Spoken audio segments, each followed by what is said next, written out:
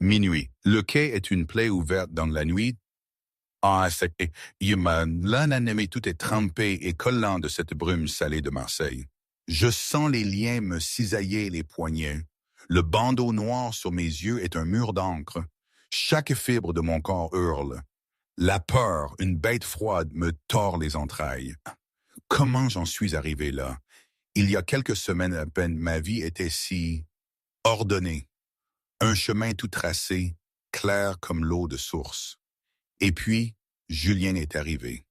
Il a tout bouleversé. C'était un soir d'été à Paris, un peu plus tôt. Un soir où les lustres de l'hôtel scintillaient comme des galaxies gelées au-dessus du grand salon. La musique flottait dans l'air, douce et lointaine, des violons qui dansaient au-dessus de rires feutrés, le tintement délicat des verres de champagne.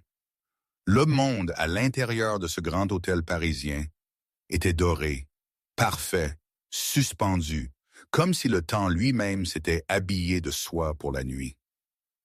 Pour moi, Mary Collins, cette soirée n'était pas juste une autre fête. C'était la ligne d'arrivée d'une course qui m'avait semblé inatteignable. 21 ans, la plus jeune de ma promotion a décroché mon diplôme d'une grande école de droit parisienne. Chaque poignée de main, chaque sourire de félicitations portait le poids d'années passées à étudier sous des lampes tamisées, de promesses murmurées à ma mère disparue. Je deviendrai quelqu'un.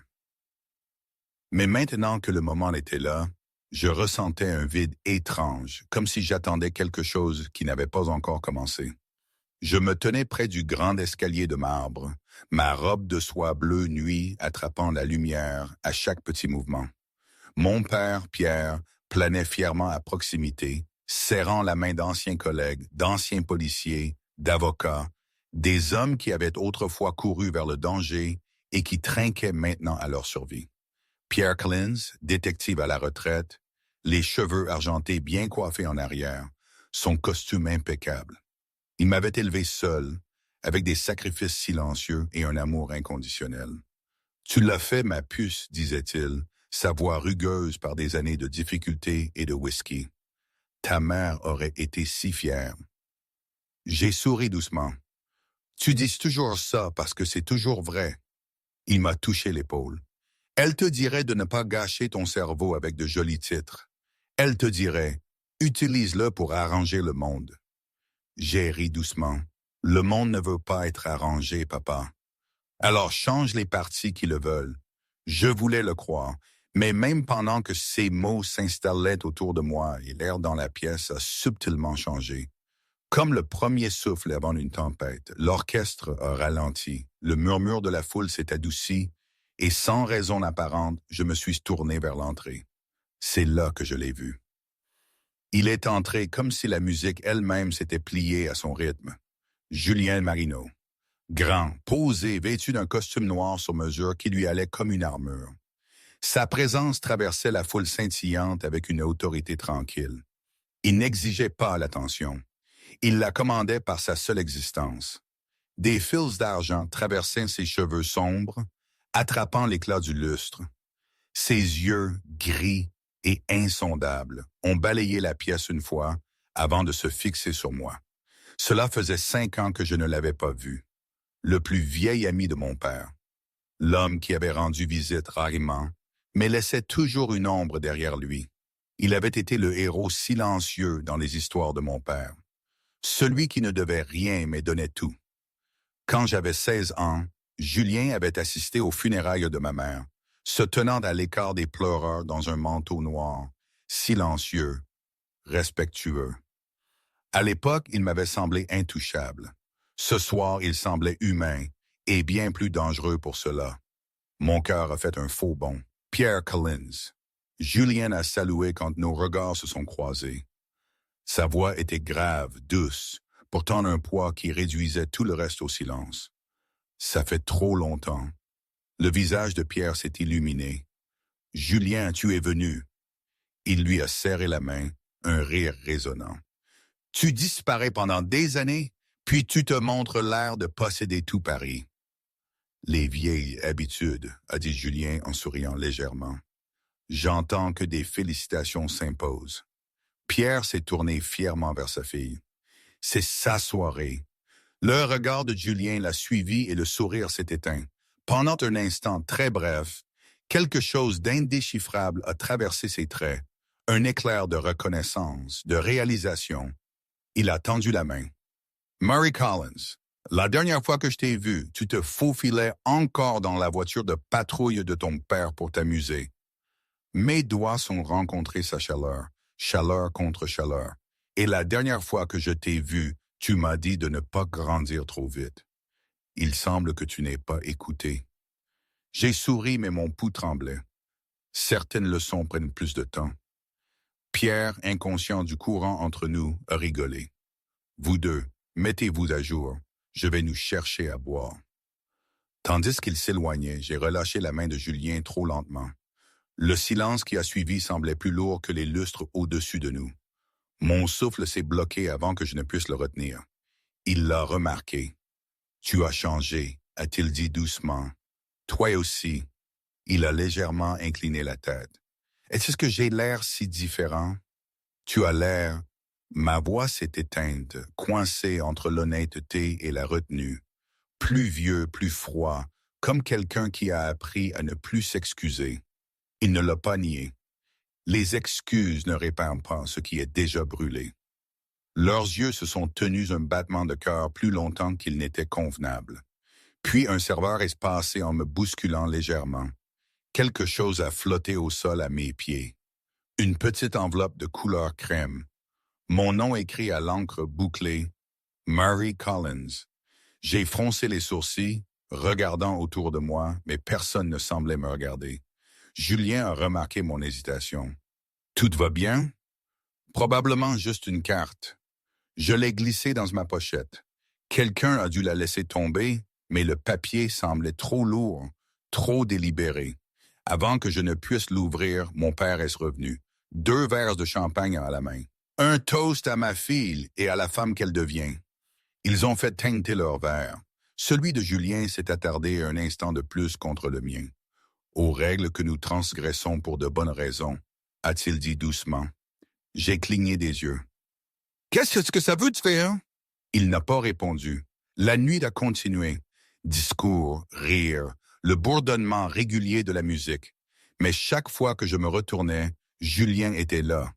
Pas trop près, jamais évident, mais toujours à portée. Je l'ai surprise une seule fois, à me regarder à travers la foule, et j'ai senti quelque chose en moi changer, lentement et irrévocablement. Vers minuit, le salon a commencé à se vider. Pierre est sorti pour saluer un vieil ami, me laissant seul un instant. Je me suis dirigé vers la terrasse, désespéré d'air. La ville s'étendait en contrebas dans un scintillement de verre et de bruit. Un vent frais m'a effleuré le visage, s'est emmêlé dans mes cheveux. J'ai fouillé dans ma pochette, sortant l'enveloppe.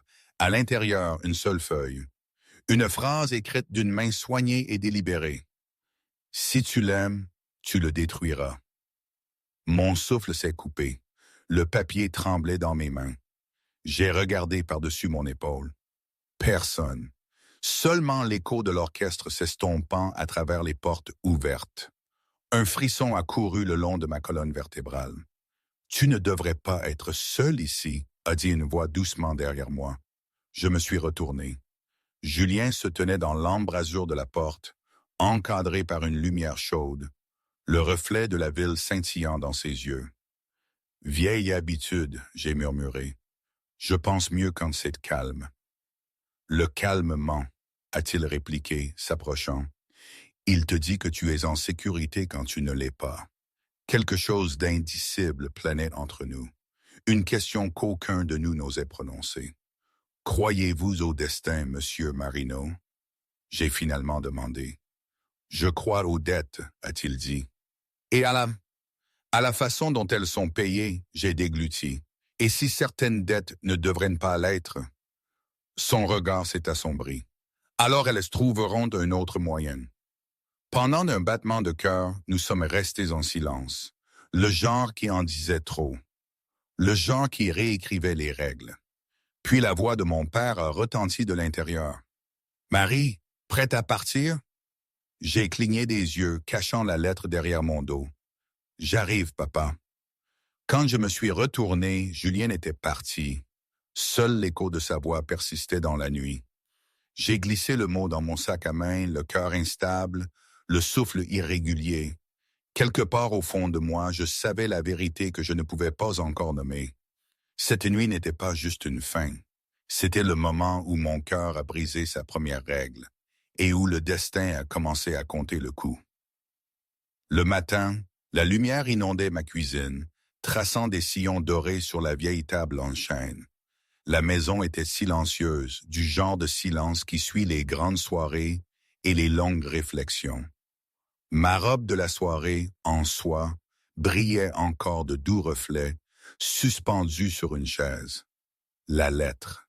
Cette satanée lettre gisait pliée à côté d'une tasse de café à moitié vide. L'avertissement à l'encre résonnait dans ma tête comme une prière que je ne comprenais pas. Si tu l'aimes, tu le détruiras. J'avais à peine dormi. Chaque fois que je fermais les yeux, je revoyais le visage de Julien, le gris de ses yeux, le poids de sa voix, le silence entre nous qui avait semblé être une promesse et une malédiction tout à la fois. Un léger grincement du couloir ait brisé mes pensées. Mon père, Pierre, est entré, en robe de chambre, les cheveux en bataille, les yeux encore lourds de sommeil. Il s'est arrêté en me voyant. « Bonjour, ma puce, tu es levé tôt. » Je n'ai pas dormi, ai-je admis. Pierre s'est versé du café, s'est appuyé contre le comptoir. « Grosse soirée, tu as bien mérité un jour de repos. Laisse le monde tourner sans toi pour une fois. » J'ai souri faiblement. Je ne pense pas que le monde le remarquerait. Peut-être pas, mais moi si. Il s'est assis en face de moi, plissant les yeux vers l'enveloppe sur la table. « Qu'est-ce que c'est? » « Juste un truc d'hier soir. Je l'ai glissé dans mon livre avant qu'il ne puisse en demander plus. Un mot de quelqu'un que je devrais connaître, a-t-il demandé avec ce ton paternel qui n'était pas du tout une question. Personne d'important, ai-je menti rapidement. Papa! Mais le bruit d'une voiture qui s'arrêtait dans l'allée m'a coupé la parole. Pierre a froncé les sourcils. Tu attends quelqu'un? J'ai secoué la tête. Non. Le léger bourdonnement d'un moteur, puis le clic distinct d'une portière. Pierre a posé sa tasse. Toute trace de somnolence avait disparu. Reste ici. Il a ouvert la porte d'entrée. Je l'ai suivi quand même, me tenant juste derrière lui, et j'ai figé. Julien Marino. Il se tenait au pied du porche, le soleil accrochant les bords de son manteau noir, son expression indéchiffrable. Le dernier endroit où je m'attendais à le voir. Ma maison, le sanctuaire de mon père. La voix de Pierre s'est durcie. Tu ne devrais pas être ici. Je ne le serais pas si ce n'était pas important, a répondu Julien d'une voix égale. Qu'est-ce qui pourrait être si important pour que tu te présentes sans prévenir à ma porte? La mâchoire de Pierre s'est serrée. Tu sais à quoi ça ressemble. Je sais exactement à quoi ça ressemble, a dit Julien. Son regard a brièvement glissé vers moi. Juste une seconde, assez pour faire un bond à mon cœur avant qu'il ne se tourne vers Pierre. Ça ressemble à une promesse que je tiens. Les yeux de Pierre se sont rétrécis. Quelle promesse? Celle que j'ai faite il y a 15 ans. J'ai regardé entre eux. De quoi parlez-vous? La voix de Pierre s'est adoucie, grave et dangereuse. Pas maintenant. Elle a le droit de savoir, a dit Julien. Pierre s'est rapproché, les épaules carrées. Passe de toi. Le silence s'est tendu entre eux. Deux hommes liés par quelque chose de plus lourd que les mots. Je l'ai senti. La tension des vieilles dettes. Les fantômes des péchés partagés. J'ai croisé les bras. Que quelqu'un me dise ce qui se passe. Pierre a expiré lentement. Ta mère, a-t-il finalement dit, il y a des années, avant ta naissance. Je me suis enfoncé. Une affaire qui a mal tourné. Des gens que je n'aurais pas dû croiser. Julien m'a tiré de là avant que je ne me noie. Je lui devais tout. Je lui dois toujours. Ce n'est pas toute l'histoire, a murmuré Julien. Pierre lui a lancé un regard d'avertissement. Elle n'a pas besoin de ta version. Mon cœur battait plus vite. Quelle version? Ton père a raison, a dit Julien finalement. Ce n'est pas le moment. Sois juste prudente, Marie. Certains fantômes ont de longs bras. Ma voix a tremblé. Est-ce à propos d'hier soir? De la lettre? Pierre a figé. Quelle lettre? Je l'ai regretté au moment où ça m'a échappé. Rien, ce n'est rien. Mais les yeux de Julien se sont aiguisés. Qu'est-ce qu'il y avait écrit? Ma gorge s'est serrée. Ça n'a pas d'importance. Ça a de l'importance si quelqu'un te surveille, a-t-il dit doucement. Si quelqu'un en sait assez pour écrire ton nom. La main de Pierre s'est refermée sur l'encadrement de la porte. Qu'est-ce que tu racontes? Qu'elle pourrait être en danger. La voix de Pierre a baissé d'un ton. De qui? Julien a hésité. Vincent Dubois. Le nom a frappé l'air comme une malédiction. Pierre aurait dit, il est encore en vie. Plus qu'en vie. Le regard de Julien s'est assombri. Il est en train de se reconstruire. Et il n'a pas oublié qu'il a enterré la première fois. J'ai froncé les sourcils. Qui est-ce? Pierre n'a pas répondu. Julien, si. Un homme qui travaillait pour moi jusqu'à ce qu'il essaye de brûler la maison avec tout le monde à l'intérieur. Tu veux dire? Ma voix s'est brisée.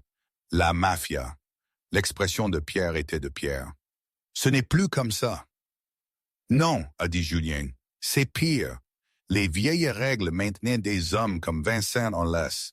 Maintenant, ils ne répondent à personne. J'ai reculé. Et il me connaît. Il connaît ton père, a dit Julien doucement. Et c'est suffisant. La pièce semblait plus petite, la lumière du soleil plus froide. J'ai agrippé le dossier d'une chaise, me stabilisant. Qu'est-ce qu'on fait? Nous te protégeons, a dit Pierre fermement, comme nous l'avons toujours fait. La voix de Julien s'est abaissée. Ça pourrait ne pas être suffisant. Pierre s'est tourné vers lui. Ne commence pas ça. Elle doit comprendre. Elle n'a pas besoin de ton monde qui se mélange au sien. La voix de Pierre a retenti dans l'air, faisant écho au mur. J'ai passé 20 ans à la garder en dehors de ça. L'expression de Julien s'est durcie. Et maintenant c'est à sa porte. Les mains de Pierre se sont serrées. Tu devrais partir. Julien n'a pas bougé. Il m'a regardé, vraiment, comme un homme voyant un reflet qu'il n'attendait pas. Si quelque chose te semble étrange, une ombre là où elle ne devrait pas être, une voiture qui passe 2 fois, tu m'appelles. J'ai hésité. Je n'ai pas ton numéro. Il a fouillé dans son manteau, a sorti une petite carte et l'a posée sur la table à côté de moi. Tu l'as maintenant. Puis doucement à Pierre. Tu peux me détester tant que tu veux, mais je ne la laisserai pas payer pour notre passé. Il s'est tourné et est parti, ses pas s'éloignant sur le porche, le bruit de son moteur s'évanouissant au loin. Le silence qu'il a laissé derrière lui était lourd. Pierre s'est enfoncé dans une chaise, se frottant les tempes. Je n'ai jamais voulu ça pour toi. J'ai ramassé la carte, traçant le nom gravé en or. Julien Marino, ai-je murmuré. Qu'est-ce qui s'est passé entre vous deux? Pierre a regardé par la fenêtre. Une promesse faite dans le sang. Cette nuit-là, je n'ai pas pu me débarrasser de la sensation d'être observé. Les ombres devant ma fenêtre semblaient plus épaisses, plus lentes. Quand je me suis finalement endormi, un léger bruit m'a réveillé, peut-être tôt comme quoi réveillé. Le faible clic de métal, le murmure d'un mouvement dans l'obscurité. Mon souffle s'est coupé. J'ai tendu la main vers mon téléphone. « Papa » ai-je murmuré. Pas de réponse. Une lame de parquet a craqué dans le couloir. Mon cœur battait la chamade alors que je me glissais hors du lit, silencieuse, pieds nus, me dirigeant vers la porte. Puis, une forte rafale de vent. Les rideaux ont flotté. La fenêtre était ouverte. Sur le rebord, un œillet blanc solitaire et en dessous, un petit ruban noir déchiré, effiloché et la légère odeur de fumée. Un avertissement, un souvenir, une marque. Mes mains tremblaient en le soulevant. Un murmure de pas en dessous. Au moment où Pierre a atteint ma porte, pistolet tiré de la table de nuit, l'intrus était parti, évanoui dans la nuit comme un fantôme qui connaissait mon nom. Pierre a appelé le commissariat. Je l'ai regardé faire les 100 pas, la voix basse, contrôlée. Mais quand il a raccroché, son visage en disait plus que ses mots. Ils ne le trouveront jamais. N'est-ce pas? Ai-je demandé doucement. Non, a-t-il admis. Pas si c'est qui je pense que c'est. Mon pouls s'est accéléré. Vincent Dubois, il a hoché la tête une fois. Il n'envoie pas des menaces, il envoie des rappels. Des rappels de quoi? Que rien de ce que nous enterrons ne reste mort. J'ai regardé la fleur, les doigts se resserrant autour de la tige. Mon monde, propre, logique, sûr, se délitait fil par fil.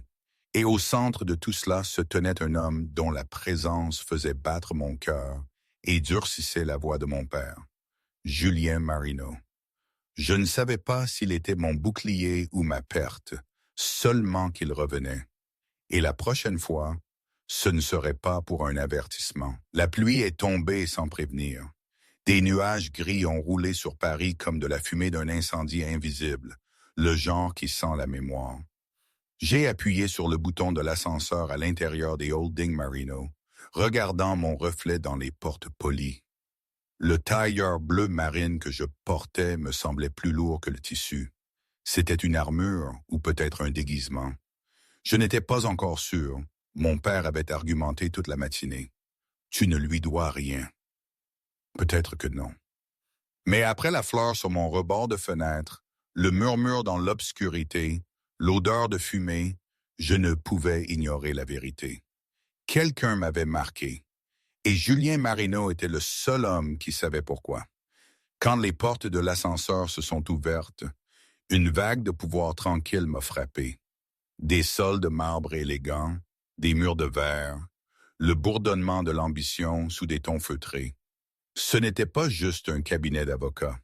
C'était une forteresse déguisée en costume de créateur. Les hommes et les femmes qui me passaient portaient des dossiers comme des armes, leurs yeux vifs, leurs sourires mesurés. À l'extrémité du couloir, derrière un bureau vitré gravé de lettres dorées, se tenait Julien. Il a levé les yeux avant que je ne frappe, comme s'il avait senti ma présence avant de me voir. « Alors, a-t-il dit, sa voix, calme et basse, a rempli la pièce avant même que je n'entre. Je n'étais pas sûr que vous le pensiez sérieusement, ai-je répondu. L'offre. Je ne fais pas d'offre que je ne pense pas sérieusement. Il a désigné une chaise. Asseyez-vous.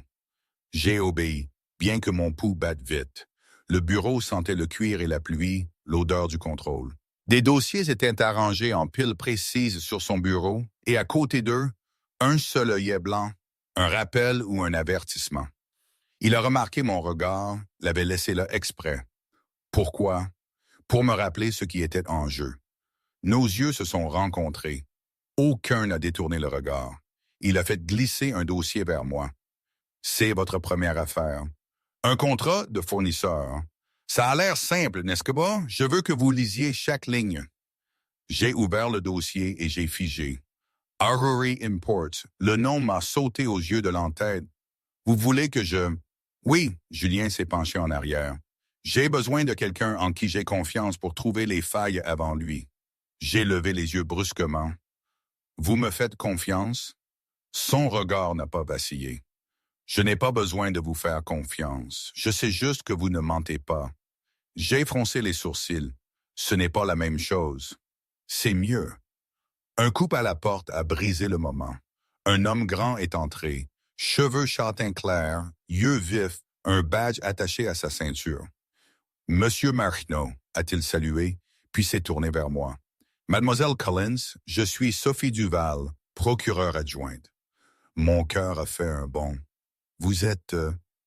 Nous nous sommes croisés, a-t-elle dit doucement. Je voulais vous souhaiter la bienvenue personnellement. Le ton de Julien s'est refroidi.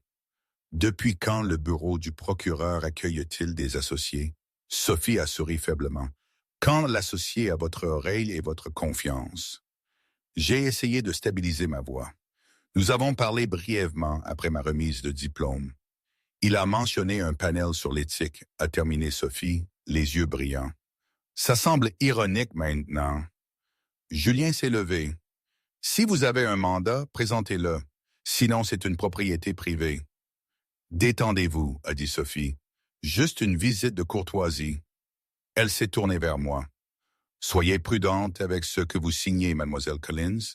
Les coupures de papier peuvent saigner plus profondément que les balles. Mon estomac s'est serré. C'est une menace? Un conseil? Il a hoché la tête une fois, puis est parti. Le silence l'a suivi, vif, résonnant. Je me suis tourné vers Julien. Pourquoi elle vous déteste? Parce que des hommes comme elle ont besoin de monstres, a-t-il dit doucement. Et je suis facile à transformer en un. J'ai voulu argumenter, mais une partie de moi savait. Certaines vérités n'avaient pas besoin d'aveu. Elles se portaient d'elles-mêmes dans la façon dont un homme regardait le monde. Les heures ont passé. J'ai plongé dans le contrat, traçant les clauses comme des veines. Aruri Imports cachait la tromperie derrière un libellé poli, des retards d'expédition qui n'avaient jamais eu lieu, des comptes qui n'existaient pas, des clauses qui transformaient la confiance en trappe. Mon instinct me disait ce que mon esprit ne voulait pas. Vincent n'envoyait pas d'affaires, il envoyait un appât. Alors que le bureau se vidait au coucher du soleil, Julien est sorti de son bureau. La ville en contrebas scintillait à travers la pluie, un millier de lumières tremblant sur le verre. Il m'a regardé ranger mes dossiers. « Vous le voyez, n'est-ce pas ?» a-t-il demandé doucement. « Les incohérences, ai-je dit. La moitié des chiffres ne correspondent pas. Les adresses n'existent pas, parce qu'elles n'étaient pas censées exister. » Il a marqué une pause. Il veut que je le signe publiquement pour montrer que je peux être dupé, que je suis devenu mou. J'ai froncé les sourcils. Et vous voulez que je l'expose? Je veux que vous prouviez que je ne le suis pas. J'ai fermé le dossier avec précaution. Vous auriez pu embaucher n'importe qui. Je ne voulais personne, a-t-il dit simplement. Je voulais vous. Mon souffle s'est coupé, trop vite, trop profondément. Pourquoi? Parce que vous êtes la fille de votre père, a-t-il dit, et parce que vous n'avez pas peur facilement. Je l'ai regardé, vraiment regardé les lignes près de ses yeux, l'épuisement silencieux, le faire sous le calme.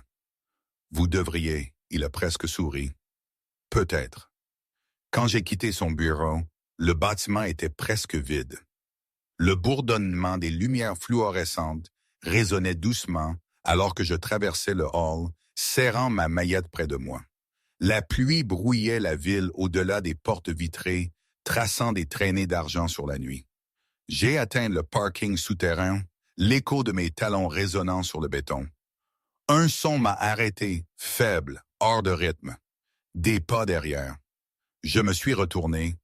Rien. Mes doigts se sont resserrés autour de mes clés. Tu l'imagines, me suis-je dit. Longue journée, trop de tension, mais alors un autre son plus proche, un souffle, pas le mien. Mon téléphone a vibré dans ma main, numéro inconnu. Cours. Je me suis retourné juste au moment où une silhouette sortait de derrière une colonne. Grande, manteau sombre, visage dans l'ombre. Le scintillement du métal dans sa main a attrapé la faible lumière. Une arme. Mon cœur a cogné contre mes côtes. Il l'a levé, silencieux, stable. Un craquement assourdissant a fendu l'air. J'ai plongé derrière une voiture, le verre brisé alors que la balle frappait le pilier où je me tenais quelques secondes auparavant. La panique a monté, crue, électrique. J'ai rampé à plat ventre, mon pouls rugissant dans mes oreilles. Un autre coup. Des étincelles ont éclaté alors que le métal hurlait, puis un nouveau son. Des pneus qui crissent, des phares qui ont flambé blancs sur la rampe. Une Maserati noire a fendu les ombres comme une lame. La voiture a dérapé, s'est arrêtée brusquement. La portière s'est ouverte. Julien monte. J'ai couru, le cœur battant, le souffle court. Un autre coup a retenti, éclatant sur le capot alors que je plongeais à l'intérieur. Julien a claqué la portière, a passé la vitesse, et la voiture a rugi vers l'avant, les pneus brûlant du caoutchouc alors qu'ils accéléraient sur la rampe. Derrière nous, un homme est apparu dans la lueur des feux arrière, les yeux froids, la bouche tordue entre un sourire et une promesse. Vincent Dubois. La tempête dehors a avalé la ville alors que Julien traversait le trafic, les phares fendant la pluie. Sa mâchoire était serrée, ses jointures blanches contre le volant. « Tu es blessé ?» a-t-il demandé. J'ai secoué la tête, le souffle rauque. « Non, je... Qui était-ce » Il ne m'a pas regardé. « Un fantôme ?» Vincent Dubois. « Oui. » J'ai agrippé la ceinture de sécurité. Il a essayé de me tuer. « Non. » La voix de Julien s'est abaissée. Il a essayé de m'avertir. Un éclair a traversé le pare-brise, blanc contre le vert. Je me suis tourné vers lui. « Où allons-nous ?»« Quelque part en sécurité. »« Et mon père ?»« Il saura que tu es protégé. » Je lui ai laissé un message. « Julien. » Ma voix s'est brisée. « Que se passe-t-il maintenant ?» Il a expiré lentement. « Maintenant, rien ne reste caché. Ni le passé, ni la vérité, ni ça. » Ses yeux ont jeté un coup d'œil vers moi, un regard qui ressemblait à un aveu. Puis il s'est tourné vers la route. Les lumières de la ville se sont brouillées en traînées dorées, alors que nous traversions le pont, la pluie tambourinant comme un rythme sur le toit. Pour la première fois, j'ai réalisé à quel point j'avais été proche et à quel point nous étions maintenant proches. Certaines dettes étaient écrites à l'encre, d'autres dans ce sang. Et ce soir, quelqu'un était venu les recouvrer. La pluie nous a suivis comme un secret. Elle ruisselait sur le pare-brise, lourde et incessante, brouillant le monde en fantômes mouvants. Les lumières de la ville s'estompaient derrière nous, englouties par la tempête. Seul le ronronnement du moteur et le rythme de notre respiration remplissaient le silence. J'étais raide sur le siège passager, mes mains tremblant toujours. Le goût de la peur persistait sur ma langue, vif, métallique. Je rejouais le coup de feu dans mon esprit, l'écho emprisonné dans ma poitrine. Rien de tout cela ne semblait réel. Ni la note, ni la fleur, ni l'homme à côté de moi, conduisant les yeux fixés sur la route, comme s'il pouvait semer le destin lui-même. « Où allons-nous » ai-je finalement demandé. La voix de Julien était calme, régulière. « Quelque part où il ne peut pas t'atteindre. »« Qui » ai-je murmuré, bien que je sache déjà. « Vincent. » J'ai fixé mes mains. « Pourquoi moi ?» Il n'a pas répondu immédiatement. Les essuie-glaces balayaient le verre, fendant l'averse. « Parce qu'il sait ce que tu représentes pour moi, » a finalement dit Julien. Ma tête s'est tournée brusquement. « Ce que je représente pour ton père, » a-t-il corrigé. Mais la pause l'avait déjà trahi. La route s'est rétrécie en une campagne sombre. L'horizon s'estompe en forêt. Après près d'une heure, la voiture a ralenti devant un portail en fer. Il s'est ouvert sans un bruit. Au-delà, une longue allée serpentait à travers de grands pins, se terminant par une villa isolée surplombant la rivière. Les lumières brillaient faiblement à l'intérieur, chaudes contre la tempête. « C'est votre maison ?» ai-je demandé doucement. « L'une d'elles. Je l'ai suivie par la porte d'entrée. L'intérieur était calme, minimaliste, élégant. Bois sombre, murs en pierre, la légère odeur de cèdre. Tout était en parfait ordre. Tout, sauf la façon dont mon pouls refusait de se calmer. Il a pris mon manteau, l'a accroché près de la porte. « Tu devrais te changer, » a-t-il dit. « Tes vêtements sont trempés. » Mon souffle s'est coupé. Il a semblé réaliser les mots, leur double sens, et a ajouté rapidement. « Il y a une chambre, au fond du couloir, le placard est plein. Choisis ce que tu veux. » J'ai hoché la tête, évitant son regard, et j'ai disparu dans le couloir. Dans la chambre d'amis, j'ai enlevé les couches de pluie et de peur, m'enveloppant dans un pull doux et gris du placard. Il sentait légèrement lui. La fumée et le parfum est quelque chose de plus profond, quelque chose que je ne pouvais pas nommer. J'ai surpris mon reflet dans le miroir. Cheveux humides, yeux rouges, une étrangère portant mon visage. La femme qui me fixait n'était pas l'étudiante en droit qui avait souri sous les lustres 2 nuits auparavant. J'étais quelqu'un d'autre maintenant, quelqu'un qui connaissait le poids du danger et la chaleur de l'homme qui le portait. Quand je suis revenu dans ce salon, Julien était près de la cheminée, un verre à la main, les manches retroussées, la cravate défaite. Les ombres du feu peignaient des lignes sur son visage, toussant la dureté à laquelle je m'étais habitué. Il a levé les yeux. « Tu vas bien? » J'ai hésité. « Devrais-je? J'ai vu des gens pires secoués par moins. » J'ai croisé les bras. Peut-être suis-je trop fatigué pour m'effondrer. « Ou trop forte, » a-t-il dit doucement. Leurs yeux se sont rencontrés. Pendant un instant, le crépitement du feu a rempli le silence entre eux. Cet espace fragile où le danger et le désir semblaient être la même chose. Je me suis assise en face de lui. « Tu as dit que Vincent sait ce que je représente pour toi. Qu'est-ce que tu voulais dire par là? » Julien a expiré, a posé son verre. « Ton père et moi, nous nous connaissons depuis plus d'années que tu n'es en vie. Nous avons construit des choses ensemble, fait des erreurs ensemble, certaines qui ne se sont jamais effacées. » Son regard s'est assombri. « Ta mère faisait partie de ce monde autrefois, pas par choix. Mon souffle s'est coupé. Ma mère? Elle voulait sortir. Pierre voulait la sauver. J'ai aidé. Sa voix s'est adoucie. Nous pensions que laisser cette vie derrière nous l'enterrerait. Nous nous sommes trompés. Je me suis penché en avant. Alors ça, tout ça, c'est à cause d'eux? C'est à cause de moi. » La mâchoire de Julien s'est serrée. Vincent ne se soucie pas de qui saigne tant que je regarde.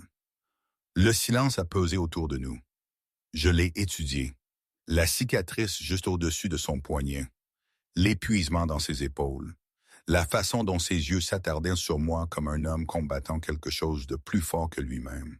« Pourquoi faites-vous ça? » ai-je demandé doucement.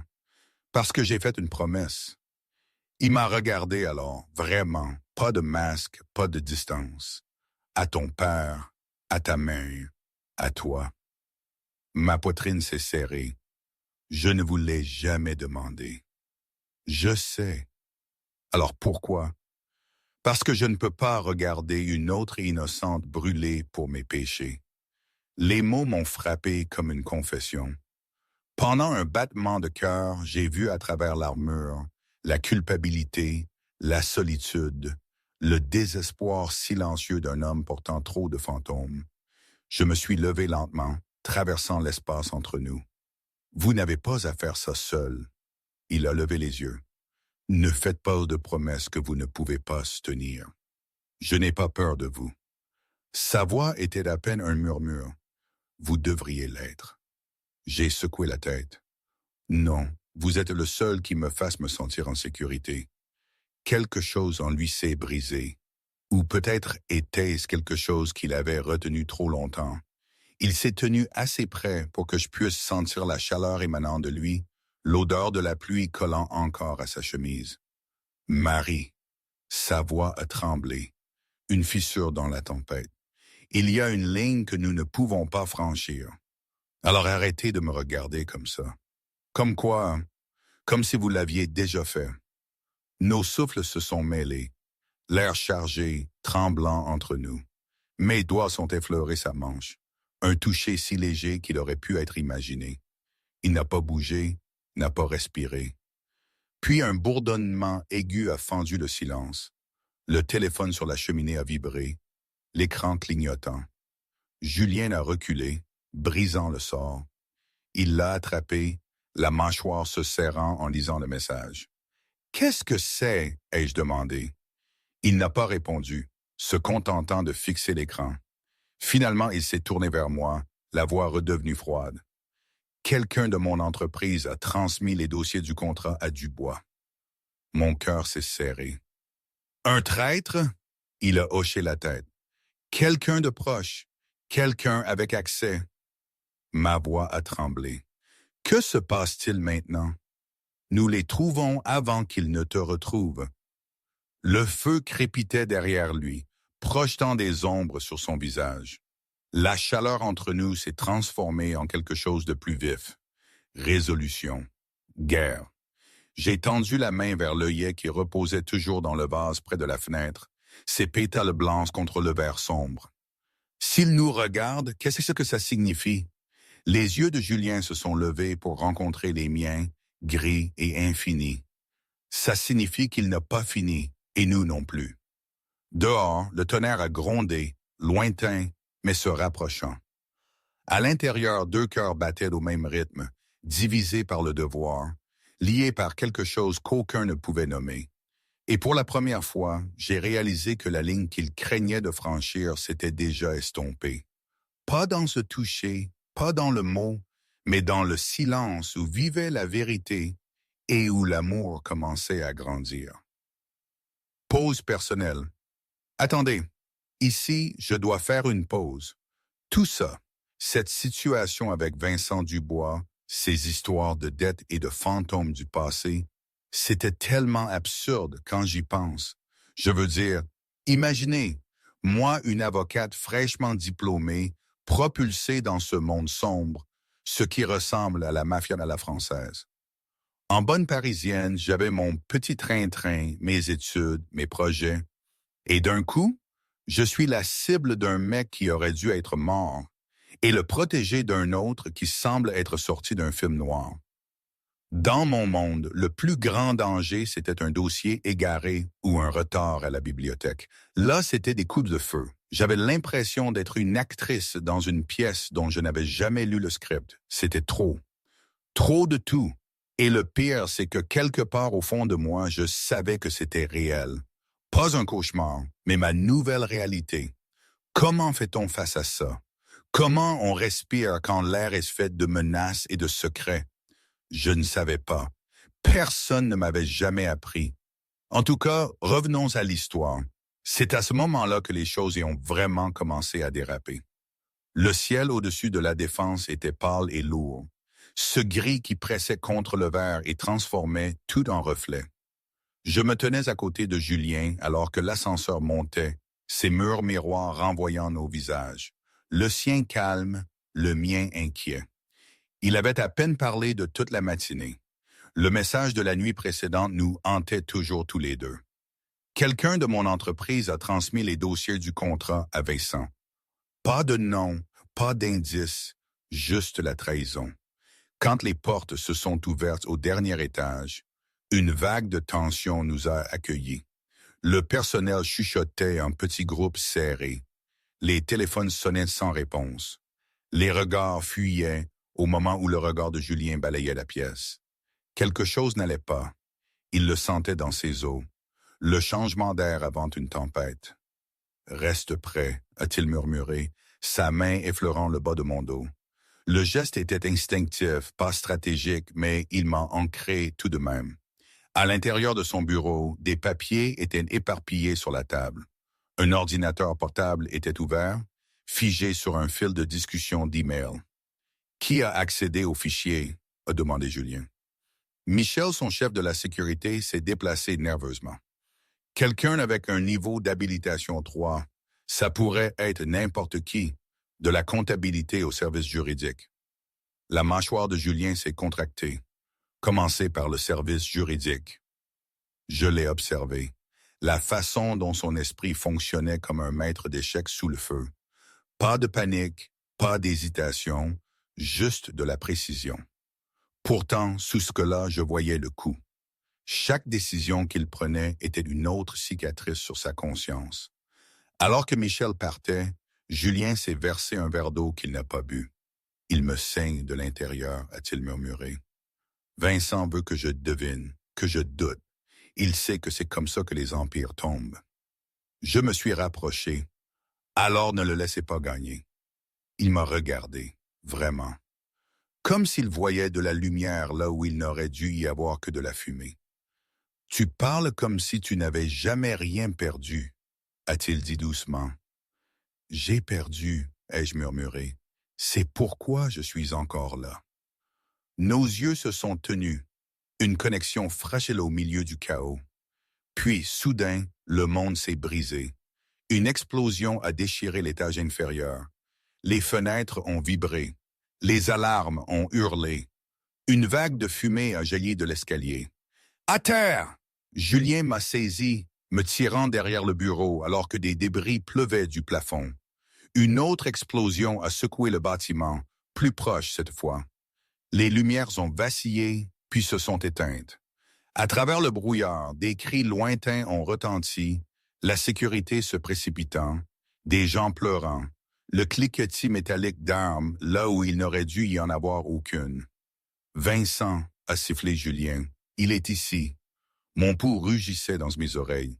Qu'est-ce qu'on fait? Il a fouillé sous le bureau, sortant un étui en acier. De là, un pistolet, un téléphone, une petite clé. On bouge maintenant. Ils se sont glissés dans le couloir de service, l'air épais de fumée.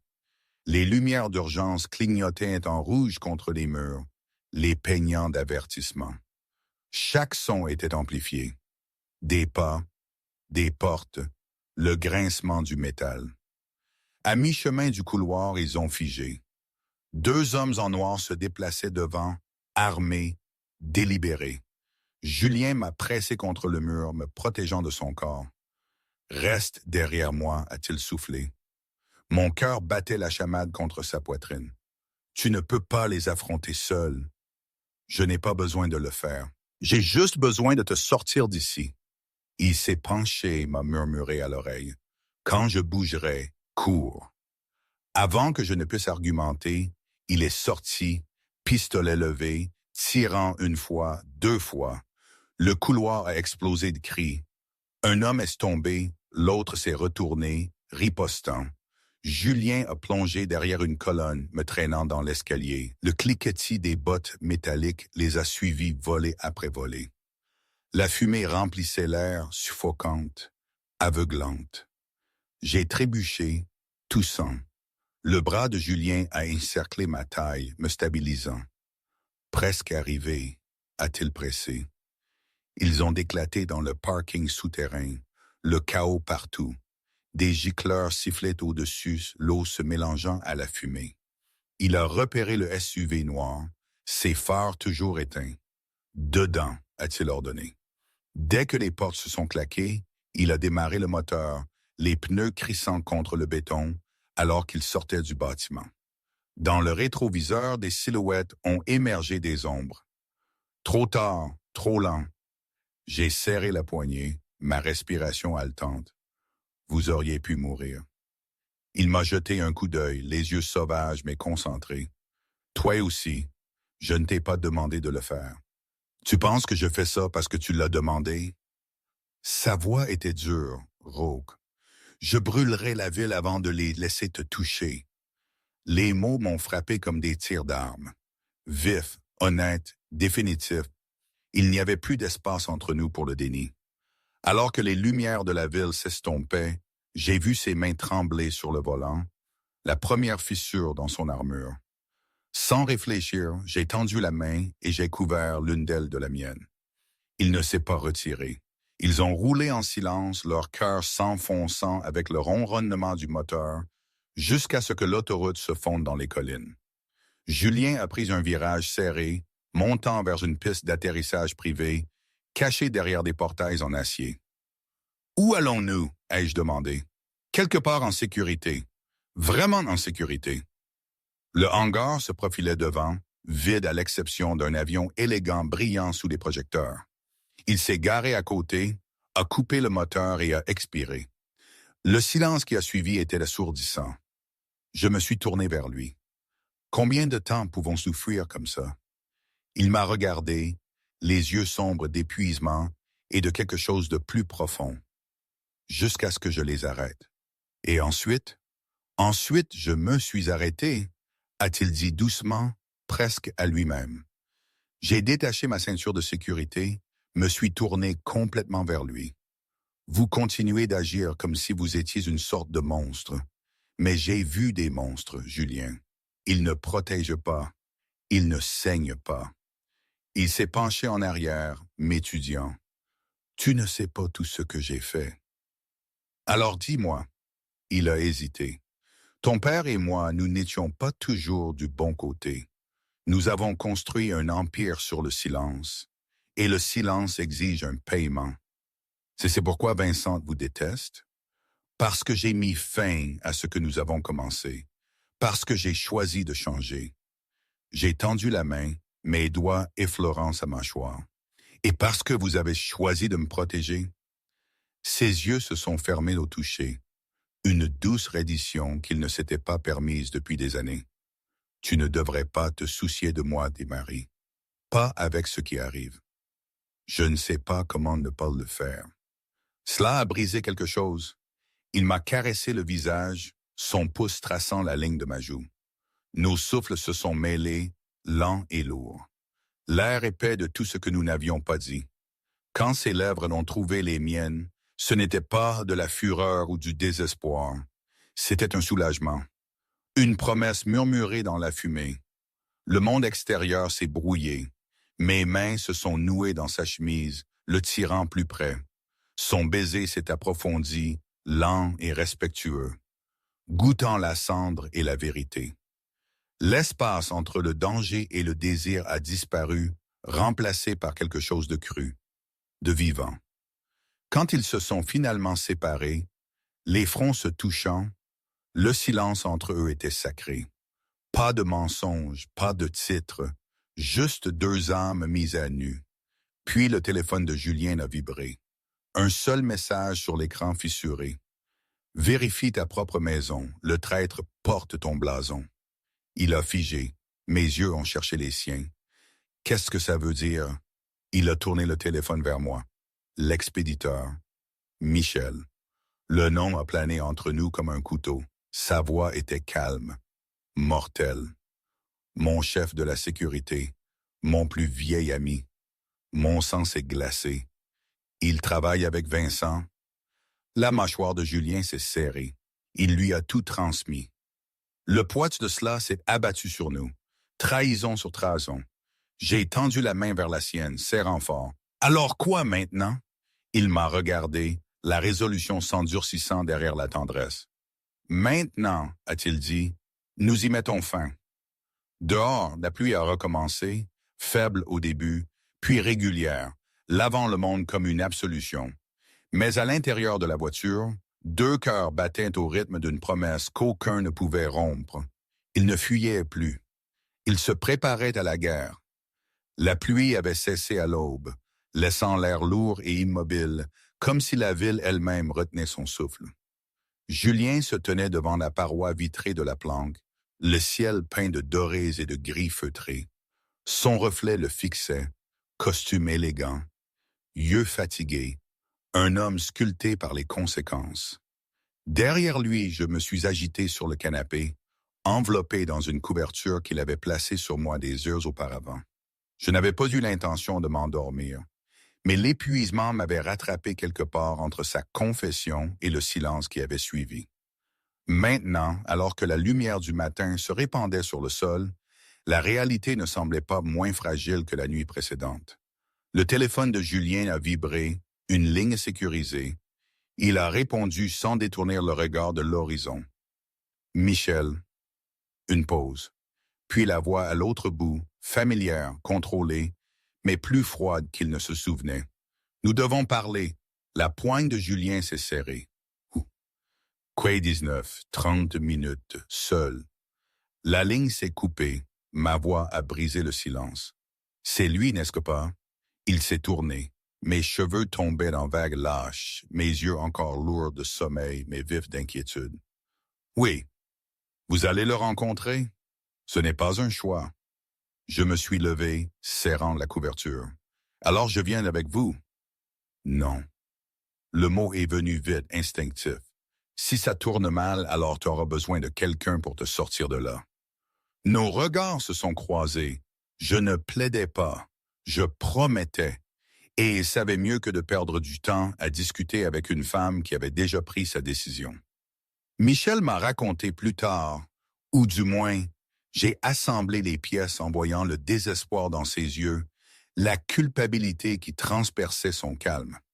Pour lui, ce matin-là, sur le quai, il n'y avait qu'une seule issue. Il avait le visage fermé, les épaules courbées sous un poids invisible. Il savait qu'il allait vers sa fin, mais il le faisait pour son fils, pour cette dette qu'il n'aurait jamais pu payer autrement. Les lumières faibles, le brouillard, tout était une toile de fond pour un adieu. Il s'attendait à la colère de Julien, aux reproches. Mais Julien était juste là, silencieux, comme il l'avait été tant de fois dans leur passé commun. Il a vu dans les yeux de Julien la même souffrance, la même compréhension tacite des sacrifices. Quand il a dit « parce qu'il a ma famille », il ne parlait pas seulement d'un otage, mais de toute une vie en jeu. Et c'est là qu'il a su qu'il ne pouvait plus garder le secret de Pierre, pas si ça pouvait aider Marie à comprendre. C'était une trahison pour Pierre, mais une dernière vérité pour moi, pour que je sache ce que signifiait réellement ce monde qu'on voulait me cacher. Je crois qu'il espérait que cette vérité, aussi amère soit-elle, serait ma meilleure protection. Les quais étaient silencieux, trop silencieux. Une brume légère roulait sur l'eau, enveloppant les bords du monde. Des grues se dressaient comme des squelettes d'acier au-dessus de conteneurs rouillés. L'endroit sentait le sel, l'huile et la trahison. Julien est sorti du SUV le premier, scrutant les ombres. Je l'ai suivi, mon pouls battant la chamade dans mes oreilles. L'air était plus froid ici, plus lourd, comme imprégné du poids des péchés inexprimés. Une silhouette solitaire attendait au bord du quai. Michel. Il semblait plus vieux, ou peut-être était-ce la culpabilité. Son manteau sombre pendait lâchement, ses cheveux striés de gris. L'homme qui riait autrefois aux côtés de Julien à travers le sang et le feu ressemblait maintenant à un fantôme portant sa peau. « Tu es venu, a dit Michel doucement. « Tu as appelé, a répliqué Julien. Pendant un long moment, ils sont restés là, deux hommes liés par la loyauté, brisés par elle. Puis la voix de Julien s'est durcie. « Pourquoi? » Michel a expiré. « Parce qu'il la tient. » La mâchoire de Julien s'est serrée. « Qui? » « Ton témoin, le comptable de Lyon, celui qui a retourné sa veste. » Ses yeux ont jeté un coup d'œil vers moi, la culpabilité clignotant. Il s'en prend à tous ceux qui peuvent t'innocenter. Et tu l'as aidé. Le silence de Michel était une réponse suffisante. Je me suis avancé. Pourquoi le trahir? Il vous faisait confiance. Les yeux de Michel se sont adoucis, parce que la confiance ne paie pas les dettes, ma chère. Vincent détient la vie de mon fils. On ne s'en sort pas. La voix de Julien s'est abaissée en un grondement. Il y avait d'autres moyens. Pas pour moi, pas après ce que nous avons fait. Les mots sont restés lourds, mêlés de fantômes. J'ai senti le changement. Quelque chose de non dit entre eux, enfoui profondément. Ce que vous avez fait, ai-je pressé. De quoi parlez-vous? Aucun homme n'a parlé. Je me suis tourné vers Julien. Dis-moi. Il a hésité. Ce n'est pas. Dis-moi. Ma voix s'est brisée, non pas de colère, mais de la douleur d'être laissé en dehors de la vérité. Le regard de Michel a croisé le mien, le remords fendant le brouillard. Ton père n'était pas l'homme que tu penses qu'il était. J'ai figé. Quoi? La main de Julien s'est levée. Un avertissement. Michel, plus de mensonges. Michel a dit, elle le mérite. Mon cœur rugissait dans mes oreilles. Qu'est-ce que vous voulez dire? Michel a fait un pas de plus. Ton père, Pierre, il travaillait avec nous, avec Julien, avec Vincent. À l'époque, il régnait sur la ville. Argent, expédition, politique. Et ton père, il tenait les comptes. J'ai secoué la tête. Non, il était avocat.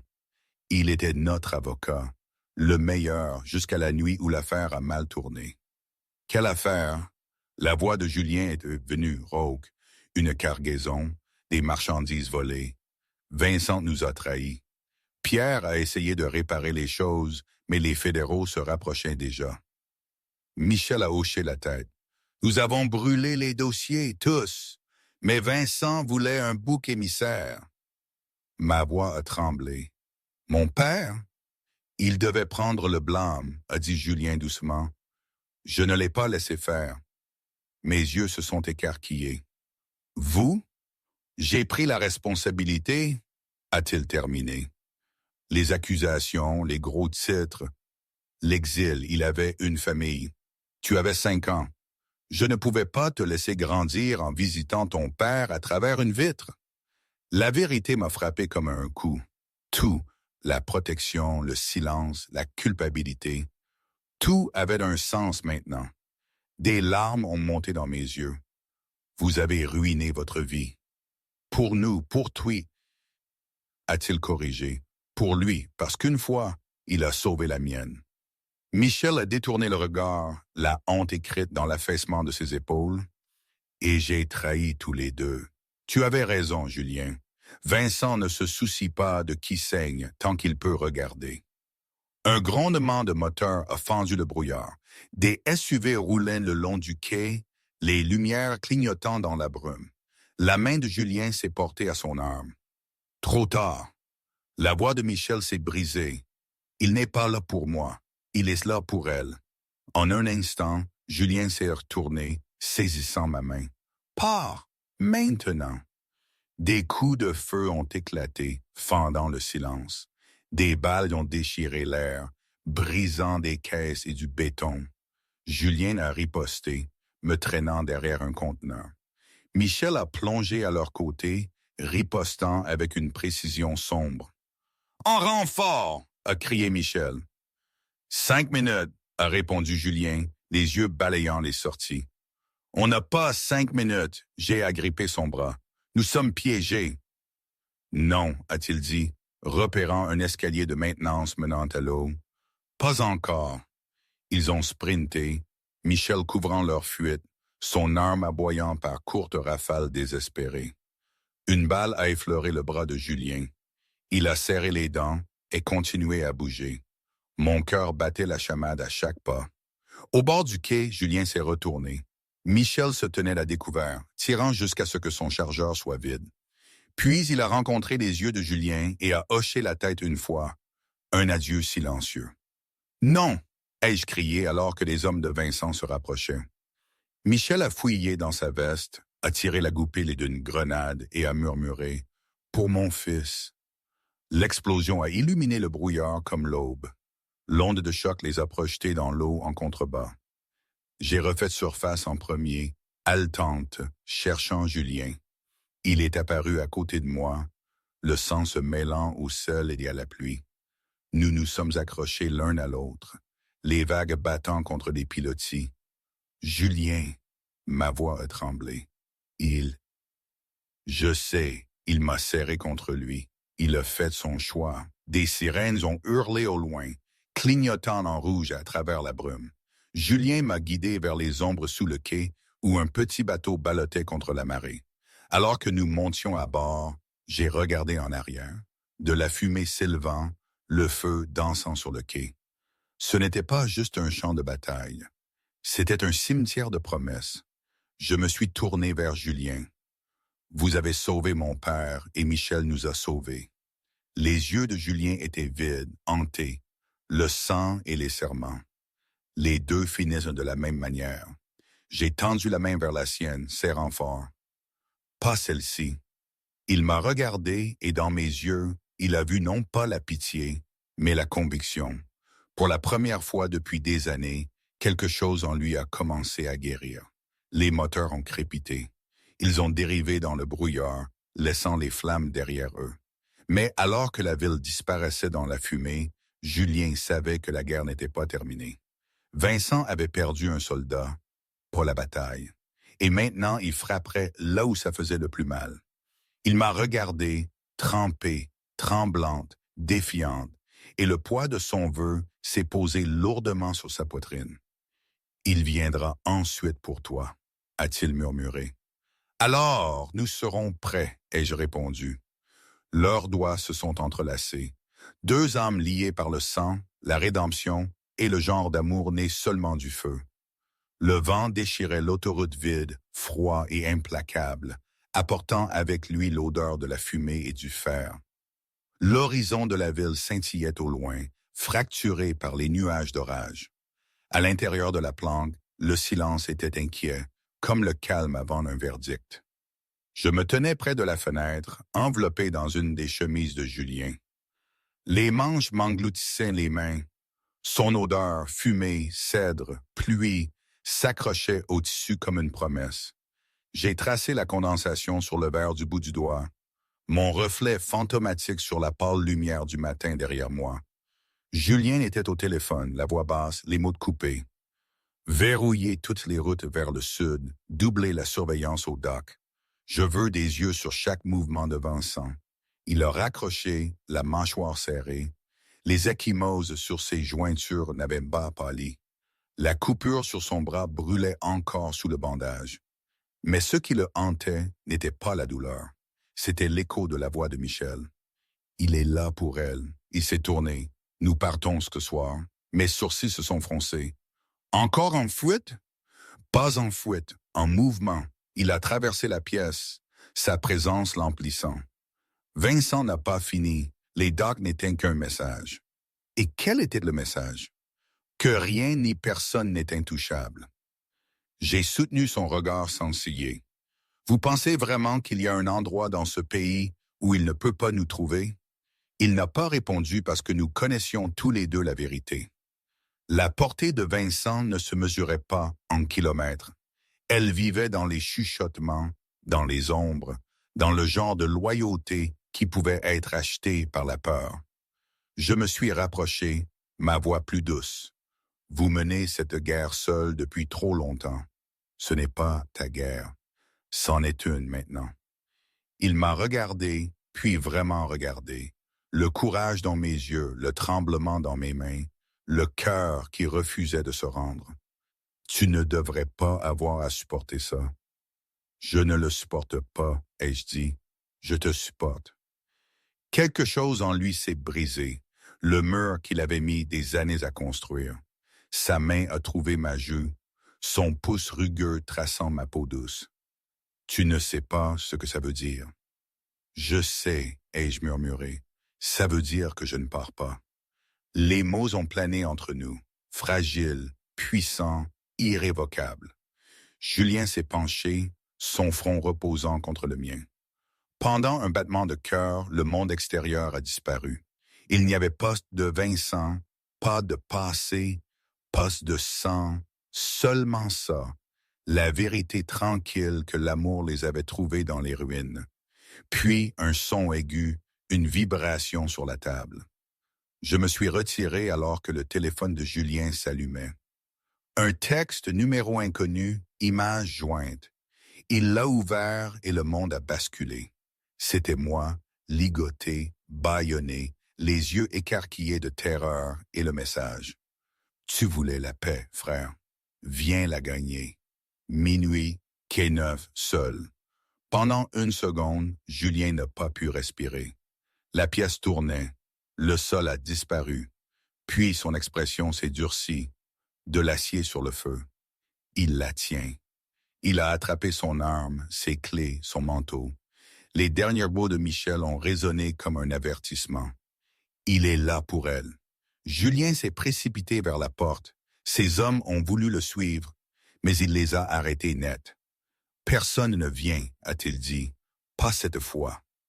Chef, il s'est retourné, les yeux de glace. Il me veut, il m'aura. Minuit saignait à l'horizon comme de l'encre, noyant le quai dans l'ombre. L'auto en dessous clapait contre les pilotis, noir et sans fin. L'éclat de la ville semblait lointain. Un autre monde, une autre vie.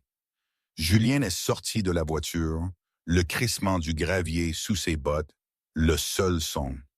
Il ne portait ni armure ni masque, juste un manteau sombre, le poids de son passé sur ses épaules et le feu de l'amour dans sa poitrine. Devant, Vincent attendait, flanqué d'hommes armés, son sourire aigu comme du verre brisé. Et à côté de lui, attaché à une chaise sous une seule ampoule pendante, c'était moi. Mes yeux ont rencontré ceux de Julien. Peur, soulagement, foi. Pile à l'heure, a dit Vincent. Sa voix était douce, trop douce. Tu n'as jamais pu résister à une bonne tragédie. Julien a fait un pas en avant. Lâche-la. Drôle, a médité Vincent. C'est exactement ce que ton père a dit la nuit où j'ai incendié son entrepôt. La mâchoire de Julien s'est serrée. Tu me veux? Je suis là. Tire ton coup. Oh non! Le sourire de Vincent s'est élargi. La mort est trop facile. Je veux quelque chose de mieux. Je veux te regarder te briser. Il a hoché la tête et l'un de ses hommes s'est avancé, appuyant une arme sur ma tempe. Le souffle de Julien s'est à peine coupé. Sa voix est tombée à un murmure. « Ne fais pas ça! » « Voici la transaction, » a dit Vincent, arpentant lentement. « Tu cèdes tes avoirs, chaque entreprise, chaque propriété, chaque compte, tu disparais. Tu disparais de ton propre royaume. Et en échange, il a fait un geste vers moi. Elle s'en va. Et si je ne le fais pas? » Vincent s'est penché ricanant. « Alors elle ne s'en va pas du tout. » Le silence qui a suivi était insupportable. Le genre qui s'étire jusqu'à crier. J'ai secoué la tête violemment. « Ne le fais pas! » Ma voix était étouffée par le bâillon, mais il a compris. Il m'a regardé et dans mes yeux, il a vu tout ce pourquoi il s'était battu. Pas le pouvoir, pas la rédemption, mais l'amour pur, défiant, immérité et le sien. Julien s'est retourné vers Vincent. « Tu veux mon empire? » Son ton était stable, calme, la voix d'un homme qui avait déjà fait la paix avec le feu. « Il est à toi. » Vincent a ri, triomphant. « Juste comme ça, juste comme ça. » Il a tiré un dossier de son manteau, des documents déjà préparés, notariés, signés. Les sourcils de Vincent se sont levés de surprise. « Tu m'attendais? » »« J'attendais ça. » La voix de Julien était basse, dangereuse. « Des hommes comme nous n'avons qu'une seule façon de mettre fin à nos choses. » Vincent a pris le dossier, le scannant rapidement. Ça a l'air légitime. Il a claqué des doigts. Libérez-la. L'arme s'est soulevée de ma tête. J'ai haleté alors qu'un des gardes coupait mes liens. Mais avant que je ne puisse bouger, Julien a de nouveau parlé, la voix comme le tonnerre avant une tempête. « Tu as oublié de vérifier la dernière page. » Vincent a froncé les sourcils, l'ouvrant et a figé. À l'intérieur, une seule ligne de texte. En signant, Vincent Dubois renonce à toute réclamation légale sur les avoirs, les actifs et les titres, reconnaissant l'entière responsabilité des actes antérieurs de crimes organisés sous Marino Holdings. Sa tête s'est relevée. « Qu'est-ce que tu... » Mais c'était trop tard. Des phares ont éclaté de l'obscurité. Des SUV noirs ont dérapé sur le quai, les moteurs rugissant, les portes s'ouvrant en grand. Des agents fédéraux ont afflué, les armes levées, les badges étincelants. « FBI, déposez vos armes! » Le chaos a explosé. Les hommes de Vincent se sont dispersés. Des coupes de feu déchirant la nuit. Julien s'était lancé, me saisissant, me tirant derrière une pile de caisses alors que des balles ricochent sur l'acier. Je me suis accroché à lui, tremblante. « Vous avez planifié ça? » Il a hoché la tête une fois. La seule façon de mettre fin à un pacte diabolique est de lui faire signer sa propre damnation. Vincent a crié des ordres, tirant sauvagement avant que les agents ne le plaquent au sol. Ses cris furieux ont résonné sur le quai alors que des menottes se sont refermées. Pour la première fois depuis des années, Julien a senti le poids se lever. Pas disparu, mais plus léger, comme une blessure enfin exposée à l'air. Il s'est tourné vers moi. Mon visage était maculé de larmes, mes poignets écorchés par les cordes, mais mes yeux étaient vivants. J'ai pressé une main tremblante contre sa joue. « Vous avez tout risqué. » Il a saisi mes doigts, les embrassant doucement. « Tu étais tout. » Les sirènes hurlaient autour d'eux, le rouge et le bleu clignotant sur l'eau. Mais au milieu de ce chaos, le temps a ralenti. 2 âmes dans l'œil de la tempête. « J'ai cru que je t'avais perdu, » a-t-il murmuré. « On ne peut pas perdre ce qui n'a jamais l'intention de partir. » Il m'a serré contre lui, ses lèvres trouvant les miennes, non pas par victoire, mais par reddition. Le baiser était profond, tremblant, réel, et pour la première fois, ils ne fuyaient pas, ils ne se cachaient pas, ils étaient libres. Pourtant, alors même que l'aube saignait à l'horizon, peignant l'eau en or, Julien savait qu'une vérité persistait. La liberté avait un prix. Vincent était parti, mais l'Empire était brisé, et quelque part dans les cendres, de nouveaux ennemis attendaient déjà. Il m'a serré plus fort. Quoi qu'il arrive ensuite, nous l'affronterons ensemble, ai-je terminé pour lui, ma voix stable. La maison était silencieuse, un monument de verre et de pierre surplombant la Méditerranée. Autrefois, elle avait été vivante, remplie de musique, de rire, du bourdonnement des appels stratégiques tardifs. Maintenant, elle semblait vide, dépouillée par le temps et les conséquences. Julien a franchi le seuil, ses bottes résonnant sur le marbre. La poussière flottait dans l'air comme des fantômes. Chaque coin du manoir murmurait des souvenirs, des accords passés, des batailles gagnées, des péchés enterrés. Je l'ai suivi, ma main glissant dans la sienne. C'est beau, ai-je dit doucement. Ça l'était. Il a regardé l'espace, le grand escalier, les tableaux toujours accrochés de travers depuis la nuit où les agents avaient perquisitionné sa maison. L'empire qu'il avait construit par le sang et la brillance avait disparu. Les gros titres l'appelaient le roi déchu de la défense. Certains le considéraient comme un héros pour avoir abattu Vincent Dubois, d'autres comme un simple criminel qui avait négocié un accord. Mais rien de tout cela n'avait d'importance. Pas maintenant, pas avec moi à ses côtés. Je me suis approché de la fenêtre, le coucher de soleil me peignant d'or. Vous n'êtes pas obligé de rester ici. C'est là que tout a commencé, a-t-il dit. Là où ça se termine aussi. Je me suis tourné. Non, Julien, ce n'est pas la fin. Il voulait me croire. Mais chaque mur de cette maison portait une cicatrice, des rappels du coup de sa rédemption. Il avait transformé son empire en preuve, remis chaque actif, chaque société écran, chaque once de contrôle. En retour, le FBI lui avait donné une chose, la liberté. Mais la liberté n'avait pas le goût du pardon. Le bruit des pneus sur le gravier l'a tiré de ses pensées. Une berline noire s'est arrêtée devant les portes. Du côté passager, un homme en costume gris est sorti. L'agent Leclerc, la mâchoire de Julien s'est serrée. Je vous attendais. L'agent s'est approché, mallette à la main, les yeux vifs derrière des lunettes sans monture. Nous apprécions votre coopération, Monsieur Marino. Vous avez aidé à démanteler l'un des plus grands syndicats criminels de France. Alors, nous en avons fini ici? Pas tout à fait. Leclerc a ouvert la mallette, faisant glisser un dossier sur le comptoir. À l'intérieur, des photos de surveillance, des registres financiers et une page manquante. J'ai froncé les sourcils. Qu'est-ce que c'est? Une affaire en suspens, a dit l'agent. Avant l'arrestation de Vincent, quelqu'un au sein de notre unité a effacé des preuves clés. Des virements, des messages codés, disparus. Le front de Julien s'est plissé. Vous dites qu'il a eu de l'aide de l'intérieur du bureau? Leclerc n'a pas répondu.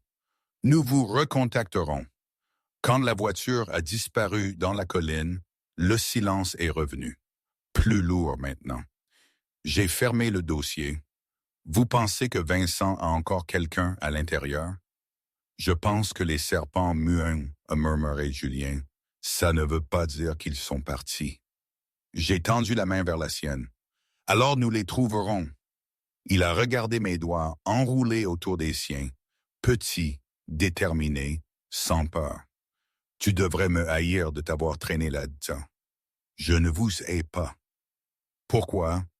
Parce que vous avez sauvé mon père, parce que vous m'avez sauvé, parce que tout ce qu'ils disent sur vous, le monstre, le criminel, je ne l'ai jamais vu. Je n'ai vu que l'homme qui a tenu parole. Il a détourné le regard, la mâchoire serrée. Ton père ne le voit pas de cette façon. Comme appelé, la porte d'entrée s'est ouverte. Des pas lourds ont résonné dans le hall. Pierre Hale se tenait encadré par la lumière mourante. Plus vieux maintenant, plus fatigué, mais portant toujours la gravité d'un homme habitué au contrôle. J'ai figé. Papa. Les yeux de Pierre ont balayé entre nous, de ma main tremblante dans celle de Julien à l'homme lui-même, le fantôme de son passé debout en chair et en os. Pierre, a dit Julien doucement. Pendant un long moment, personne n'a parlé. L'air était chargé, lourd d'années de silence. Puis Pierre s'est avancé. Tu aurais dû me le dire. J'avais promis de ne pas le faire. J'avais le droit de savoir ce que tu as sacrifié. Sa voix s'est brisée à colère hésitante. Toutes ces années, j'ai cru que tu avais disparu à cause de la culpabilité. Je ne savais pas que c'était de la miséricorde. Julien a expiré. La miséricorde n'efface pas le sang. Les yeux de Pierre se sont adoucis. Non, mais ça signifie quelque chose. Il s'est tourné vers moi. Tu l'aimes. Ma voix a tremblé, mais mon regard n'a pas vacillé. Oui. Et tu comprends ce qui vient avec ça? Oui. Pierre a de nouveau étudié Julien, cherchant l'homme qu'il appelait autrefois frère. Alors prends soin d'elle. Ne la laisse pas le feu l'emporter comme il nous a emportés. Julien a hoché la tête. Tu as ma parole? Quelque chose a changé alors. Le poids des décennies s'est levé juste assez pour respirer. Les épaules de Pierre se sont détendues. Il s'est avancé, posant une main sur le bras de Julien. Tu m'as sauvé la vie une fois. Peut-être que c'est moi qui te rende l'appareil. Il est parti doucement, l'écho de son pardon persistant comme de la fumée. Je me suis tenu dans l'embrasure de la porte longtemps après que la voiture ait disparu. Il vous a pardonné. Peut-être, a dit Julien, mais je ne suis pas sûr de pouvoir me pardonner. Je me suis retourné, les yeux brillants. Alors laissez-moi faire. Il m'a regardé, vraiment regardé, et a vu ce que Michel avait voulu dire avant la fin. Elle est la seule chose qui peut te ramener du bord du précipice. Il a tendu la main vers moi, le bout des doigts traçant la courbe de ma mâchoire. Tu mérites une table rase. Toi aussi. Le soleil a plongé sous l'horizon, les ombres se répandant sur le sol. Pour la première fois, la maison ne semblait pas hantée. Elle semblait vivante. J'ai pressé mon front contre sa poitrine. Nous pouvons reconstruire. Pas l'Empire, nous. Il a posé son menton sur mes cheveux, respirant mon odeur. Tu veux vivre ici avec un homme que le monde considère comme un pécheur. Je me fiche de ce que le monde pense, ai-je murmuré. Je connais la vérité. Il a embrassé le sommet de ma tête, les yeux fermés. Alors on recommence. Plus de mensonges, plus de fuites, ai-je ajouté. Ils sont restés là alors que la nuit s'installait autour d'eux. Deux âmes cicatrisées, mais debout, liées par quelque chose de plus fort que la culpabilité. Puis un son, un léger clic. J'ai levé les yeux. Qu'est-ce que c'était? Julien s'est tourné vers l'entrée. La porte était entr'ouverte, se balançant doucement. Sur le sol, une enveloppe. Pas de marque, pas de timbre, juste son nom écrit à l'encre vive. Il l'a ramassé, a déchiré le seau. À l'intérieur, une seule photographie. Vincent dans un lit d'hôpital, les yeux ouverts, et en dessous un mot manuscrit. On ne peut pas tuer ce qu'on a construit. Le pouls de Julien a ralenti, une froide terreur s'infiltrant. Ma voix était à peine un murmure. Il est vivant. Il a fixé la photo, le feu se ravivant derrière ses yeux. Alors la guerre n'est pas finie.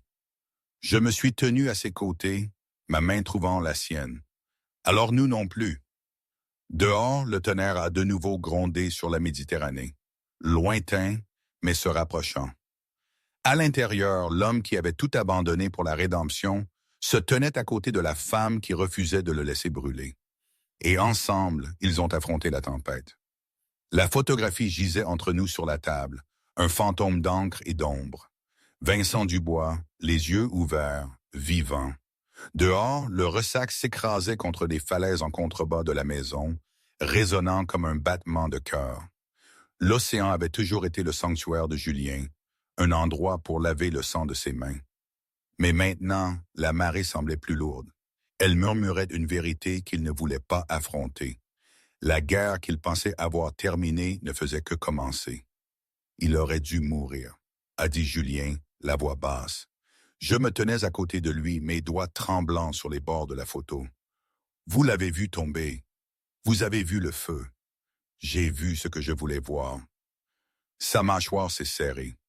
Vincent ne meurt pas facilement. Pas quand la haine le maintient en vie. J'ai soutenu son regard. Alors nous en finirons ensemble. Julien a secoué la tête. Non, cette fois je ne te traîne pas dans le feu. Je me suis rapproché, les yeux fiers. Tu ne me traînes pas. J'y vais toute seule. L'air entre nous crépitait, non pas de colère, mais d'une peur déguisée en amour. Il voulait m'enfermer, loin du chaos auquel il avait survécu toute sa vie. Mais il avait appris à la dure. Les cages construites par amour ressemblaient toujours à des prisons. Avant qu'il ne puisse répondre, des phares ont balayé la fenêtre. Le bruit des pneus sur le gravier a suivi. La main de Julien s'est portée vers l'arme sur la table. « Reste ici. » Il est sorti sur le porche alors que 2 SUV noirs s'arrêtaient. 4 agents ont émergé, costumes impeccables, yeux vifs, et derrière eux, l'agent Leclerc. Marino. Son ton portait ce mélange de respect et de suspicion que seuls les hommes de loi pouvaient perfectionner. « Nous avons besoin de parler. » Julien les a invités à l'intérieur. Je me tenais dans l'embrasure de la porte, observant chaque mouvement. Leclerc a posé un dossier sur la table. Vincent Dubois s'est échappé de détention il y a 3 nuits. Mes yeux se sont écarquillés. Comment? C'est ce que nous sommes venus vous demander.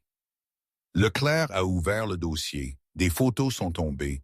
Une infirmerie de prison en flammes. Des corps couverts de draps. Une seule porte de cellule ouverte par une explosion. Julien a froncé les sourcils. Un travail interne.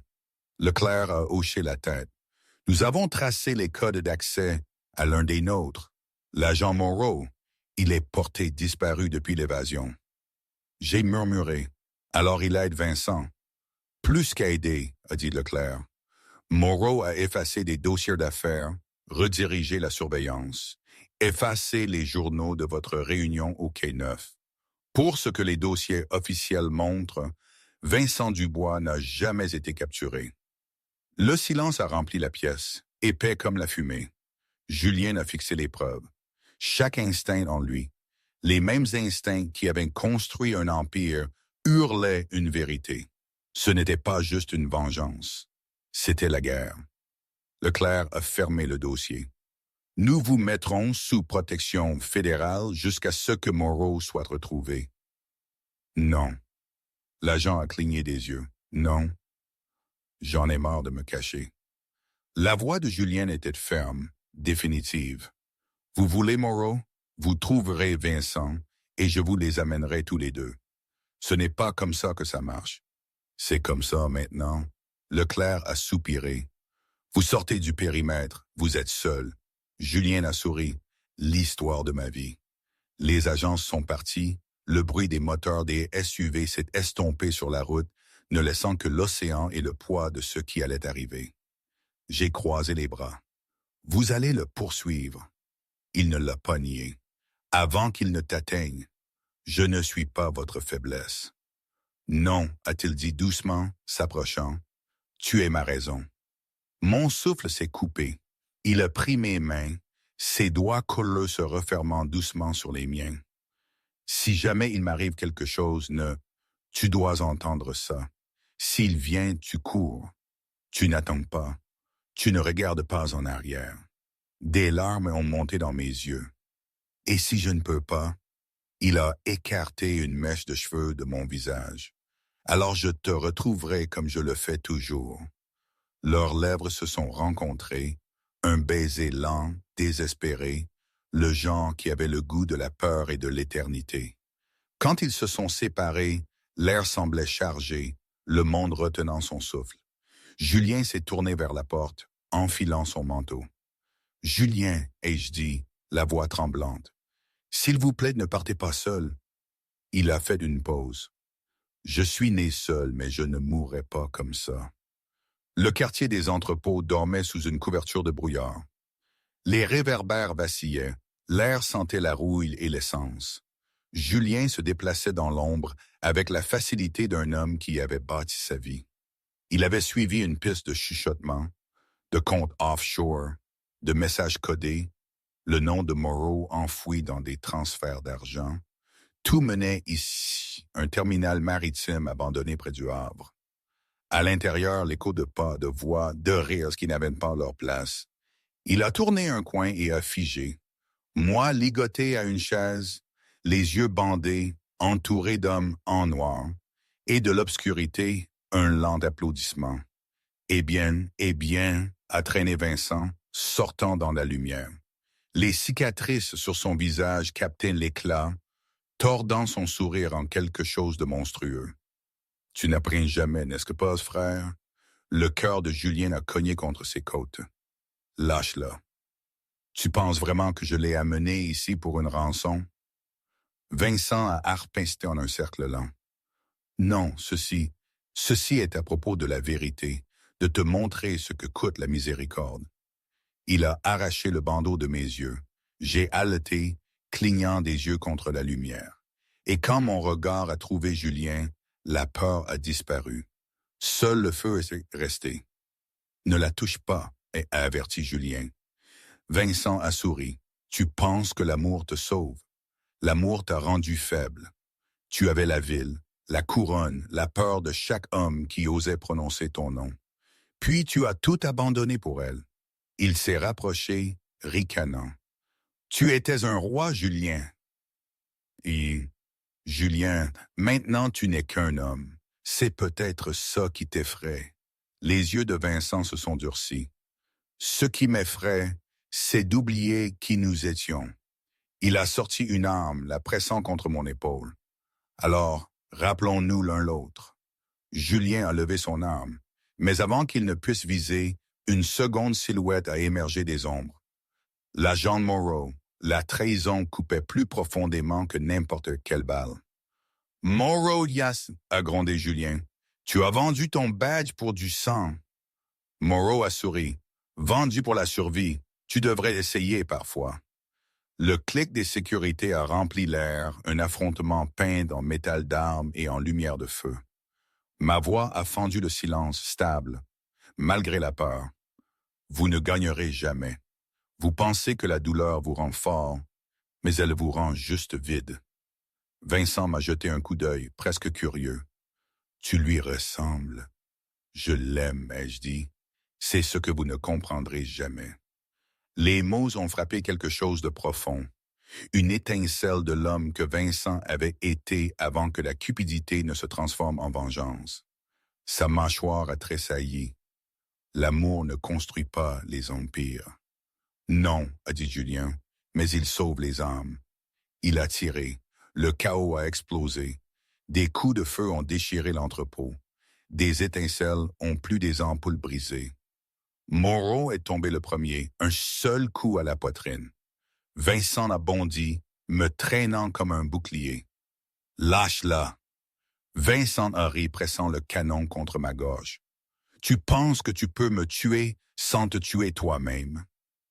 Mes yeux se sont fixés sur ceux de Julien. Pas de mots, juste de la confiance. Puis j'ai bougé rapidement. Une torsion de mon poignet. Un éclat de verre du sol a lacéré le bras de Vincent. Il a rugi, trébuchant en arrière. Julien a saisi le moment. Un tir net. Vincent est tombé lourdement. Cette fois, il n'y avait pas de doute, pas de battement de cœur, juste le silence. Je suis tombé à genoux, respirant difficilement. Julien s'est précipité vers moi, me prenant dans ses bras. « Tu vas bien ?» J'ai hoché la tête, des larmes se mêlant à la suie. Je n'attendais plus. Il m'a serré plus fort, enfouissant son visage dans mes cheveux. « Tu nous as sauvés tous les deux. » Des sirènes ont hurlé au loin, de vrai cette fois. Leclerc viendrait, trouverait les coques, fermerait le dossier. Mais Julien ne se souciait pas des dossiers ou des noms ou des couronnes. Il se souciait de la femme dans ses bras, la lumière dans la ruine. Alors qu'ils sortaient dans la nuit, la première lueur de l'aube pointait à l'horizon. La fumée s'enroulait derrière eux, s'élevant comme des fantômes dans ce ciel. J'ai regardé en arrière une fois. Les cendres ne mentent pas, ai-je murmuré. Non, a dit Julien, son bras autour de moi. Elles se souviennent. Et ensemble, ils ont marché vers la lumière. Le matin se levait doux et doré sur la Méditerranée, inondant le littoral de lumière. La marée roulait douce maintenant, ne rugissant plus. Plus de colère. Pour la première fois depuis des années, Julien Marino s'est réveillé dans le calme. Il se tenait pieds nus sur le balcon, café à la main, la brise marine tirante sur le bord de sa chemise blanche. Les cicatrices sur son avant-bras avaient commencé à s'estomper, mais elles ne disparaîtraient jamais vraiment. Des rappels des batailles menées, du sang versé, de la vie survécue. Derrière lui, je m'agitais. Mon rire flottait à travers les portes ouvertes, léger et chaud, l'enveloppant comme la lumière du soleil. Je dessinais dans le salon à nouveau. Fusain sur papier, la vie sur toile. Chaque ligne que je traçais semblait être une autre pierre retirée de sa poitrine. « Tu es réveillé tôt », ai-je appelé. « Je n'ai pas pu dormir », a-t-il dit, se tournant vers moi. « Le monde est trop calme », j'ai souri, me levant du canapé. Peut-être qu'il n'est pas calme. Peut-être est-il enfin en paix. Je l'ai regardé traverser la pièce, pieds nus, les cheveux lâches, une robe de coton légère se balançant à chaque pas. Je n'étais plus la fille effrayée d'un passé brisé. J'étais la femme qui avait affronté le feu et refusé de brûler. Quand je l'ai rejoint, il a posé la tasse et m'a serré contre lui. Je pensais que la paix était quelque chose qu'il fallait acheter, a-t-il dit doucement. Maintenant, je sais que c'est quelque chose qu'il faut gagner. J'ai tracé le bord de sa mâchoire, les yeux brillants. Vous l'avez gagné, Julien. Chaque cicatrice, chaque combat, ils vous ont mené ici. Il a embrassé mon front. Ici, c'est mieux que ce que je mérite. Alors c'est une bonne chose que je décide de ce que vous méritez, ai-je taquiné. Il a ri, un son rare, mais facile maintenant. Pendant un instant, ils sont restés là à regarder les vagues s'écraser et se retirer. La maison ne ressemblait plus à une tombe. Elle était vivante à nouveau, notre maison. Mais même la paix avait son prix. Sur le comptoir de la cuisine, une lettre attendait, estampillée du sceau du ministère de la Justice. Demain, Julien témoignerait une dernière fois. Sa confession ferait partie du dossier, son nom inscrit dans l'histoire, non pas comme un monstre, mais comme un homme qui avait aidé à détruire l'empire qu'il avait construit. Il n'avait pas peur. Plus maintenant. J'ai remarqué son regard se poser sur la lettre. Ce ne sont que des mots sur du papier, ai-je dit doucement. Vous avez déjà dit la vérité. La vérité n'efface pas le sang. Non, ai-je dit, lui serrant de la main, mais elle fait pousser des fleurs dans la terre. Il m'a regardé, la façon dont mes yeux le maintenaient stable, la façon dont ma présence rendait l'air plus léger. Tu rends tout si simple. Parce que ça l'est, ai-je murmuré. Vous avez aimé, vous avez combattu, vous avez changé. Un coup à la porte a brisé le calme. Julien l'a ouverte pour trouver Pierre Heil, debout avec un sourire prudent. « Bonjour. » Pierre a salué, entrant. Il avait l'air différent maintenant, moins sur ses gardes, plus humain. Le poids entre eux avait été levé depuis cette nuit. J'ai serré mon père dans mes bras. « Tu es venu. »« Je n'aurais pas manqué ça, » a-t-il dit, me tendant une petite boîte. « Le médaillon de ta mère, je pensais que tu le voudrais. » Je l'ai ouverte. À l'intérieur, une photo fanée de moi enfant entre mes parents. Tout sourire et soleil. Des larmes ont monté dans mes yeux. « Merci. » Pierre s'est tourné vers Julien. « Tu as fait ce que je n'ai pas pu. Tu as mis fin à cela. » Julien a hoché la tête. Nous avons tous les deux fait des erreurs. Pierre a tendu la main. Alors peut-être que nous avons tous les deux le droit de recommencer.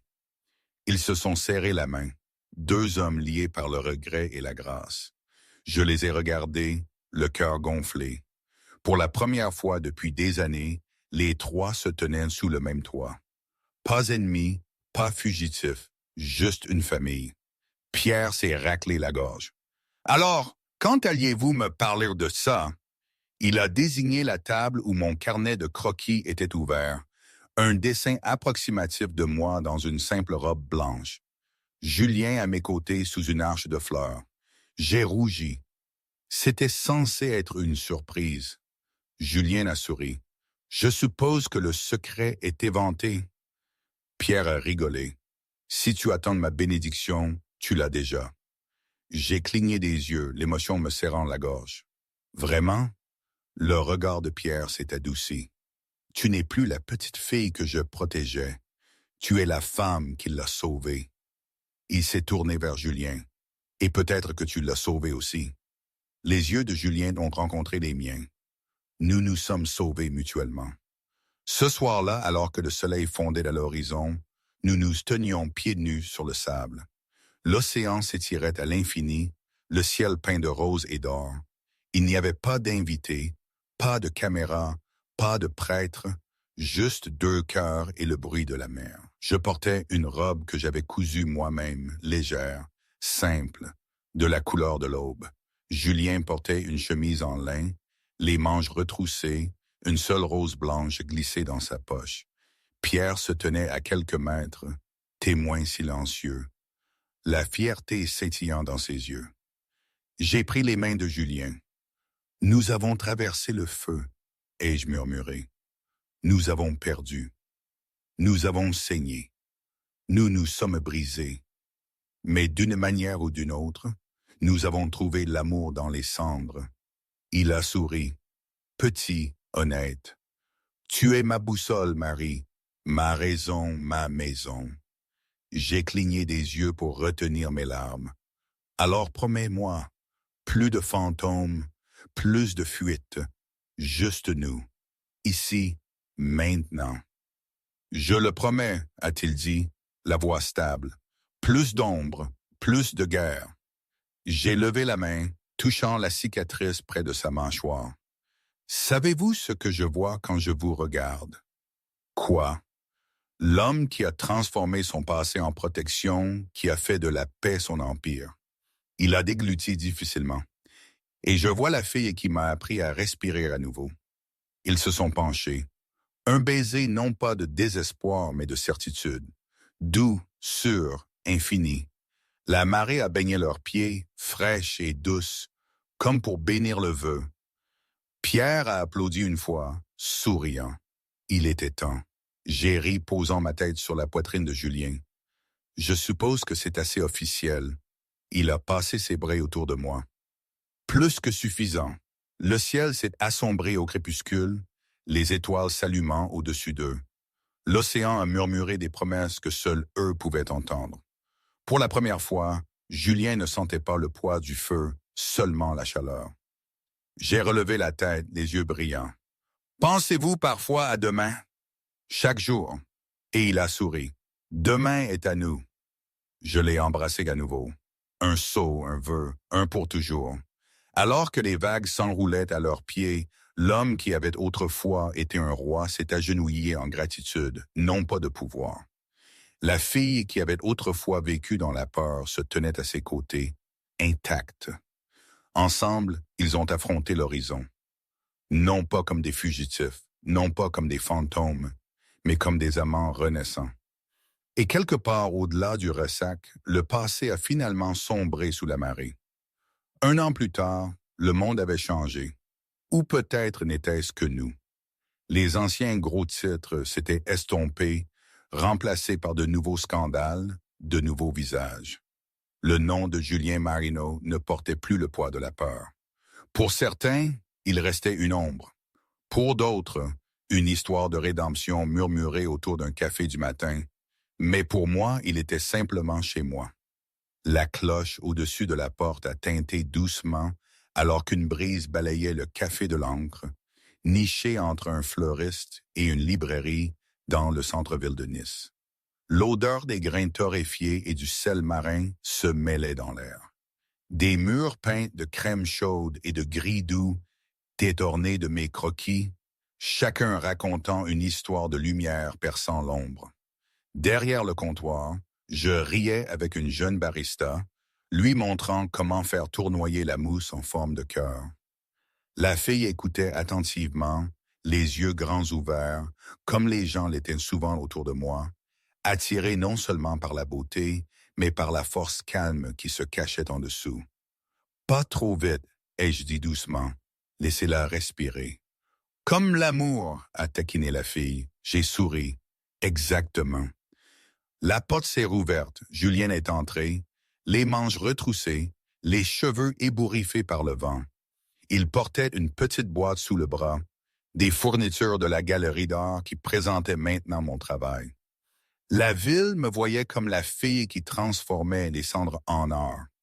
Lui me voyait comme la raison pour laquelle il avait survécu au feu. « Tu es en retard, ai-je dit, souriante. »« La faute au trafic, a-t-il répondu, se penchant sur le comptoir pour m'embrasser. La barista a rougi et s'est détournée, faisant semblant de ne pas regarder. J'ai levé un sourcil. « Tu étais à pied. »« Exactement. » Il a posé la boîte. « Tu sais, il fut un temps où je pensais que je ne marcherais jamais dans une rue de la ville sans regarder par-dessus mon épaule. J'ai tendu la main vers la sienne. « Maintenant, tu ne regardes que moi. » Il a serré doucement. « Toujours. » La cloche a de nouveau tinté. Pierre Hale est entré, portant un petit bouquet de marguerites. « Pour ma fille préférée? » J'ai ri. « Je suis ta seule fille. » Ça compte quand même. Il a placé les fleurs dans un vase près de la caisse. « Vous avez une maison pleine aujourd'hui. » C'était vrai. Des habitants remplissaient des tables. Des artistes, des étudiants, des familles. L'endroit bourdonnait d'une joie tranquille. Un homme lisait un journal près de la fenêtre. Une mère partageait une pâtisserie avec son enfant. Un guitariste jouait doucement dans le coin. C'était l'empereur que Julien avait construit maintenant, non pas d'acier ou d'argent, mais de paix. Pierre s'est appuyé sur le comptoir. « Tu aurais cru finir ici, mon gamin? » Julien a regardé autour de lui, un lent sourire se formant. « Pas en 1 million d'années. » Pierre a rigolé. « Je suppose que les miracles arrivent. » Ils ont partagé un regard, de compréhension, de respect mutuel, le genre qui ne naît pas du sang, mais du pardon. Une voix a appelé de la porte. « Vous deux, les tourtereaux, vous avez de la place pour un de plus? » Le fils de Michel, Michael, se tenait là, plus grand maintenant, portant l'ancienne veste en cuir de son père. Julien a traversé la pièce, lui a tapoté l'épaule. « Tu te tiens à Corot? » Michael a souri. « J'essaye. »« Bien, les ennuis sont surestimés. » Ils se sont assis ensemble, les histoires coulant avec rire et chaleur. Les fantômes du passé étaient toujours là, mais plus silencieux maintenant, comme des échos s'estompant avec la marée. Plus tard, lorsque la foule s'est éclaircie et que le soleil a commencé à se coucher, j'ai fermé la caisse et j'ai rejoint Julien dehors. Le ciel brûlait de couleurs, les oranges et les roses se fondant dans le crépuscule. J'ai glissé ma main dans la sienne. « Ça te manque parfois? » Il m'a regardé. Le chaos, le pouvoir. Il a secoué la tête. « Le pouvoir ne vous tient pas chaud la nuit, ça si. » Il a hoché la tête vers le café, les rires flottant à travers la porte. « Toi si. » J'ai posé ma tête sur son épaule. « Tu sais, il y a 1 an, nous étions dans les cendres. » Il a souri. « Maintenant, regarde-nous. » Le vent portait l'odeur du café et du sel, le son des vagues s'écrasant contre le quai. Quelque part dans la rue, un musicien de rue jouait une chanson d'amour. J'ai levé le regard vers l'horizon. « Que pensez-vous que demain apportera? » Il s'est tourné vers moi, les yeux doux. « Sûr, quoi que ce soit, nous l'affronterons ensemble. » J'ai souri. Ensemble, leurs doigts entrelacés, fermes et forts. Autour d'eux, la ville brillait, vivante, pardonnante. Alors que les lumières s'allumaient et que la dernière trace de coucher de soleil s'estompait, Julien m'a serré contre lui. Plus de secrets, plus d'ombre, juste 2 cœurs, enfin libres. Et alors que la soirée s'installait sur Nice, L'homme qui avait autrefois régné sur un empire de peur marchait main dans la main avec la femme qui lui avait appris de l'amour vers un avenir qu'ils avaient bâti de leurs propres mains. Demain est à nous, ai-je murmuré. Il a souri, toujours. Réflexion finale. Et aujourd'hui, je ne sais pas vraiment. Parfois, je pense que c'était la meilleure chose qui pouvait m'arriver, d'être jeté dans le grand bain, de rencontrer Julien. D'autres fois, je me demande si je n'ai pas fait une erreur, si la vie tranquille que mon père espérait pour moi n'était pas un choix plus sage. Probablement un peu des deux, n'est-ce pas? La vie est rarement si nette. Il n'y a pas de fin parfaite, juste des commencements qui se poursuivent. Nous sommes toujours là, à bâtir, à apprendre. L'encre de notre histoire n'est pas sèche, et c'est très bien comme ça. C'est la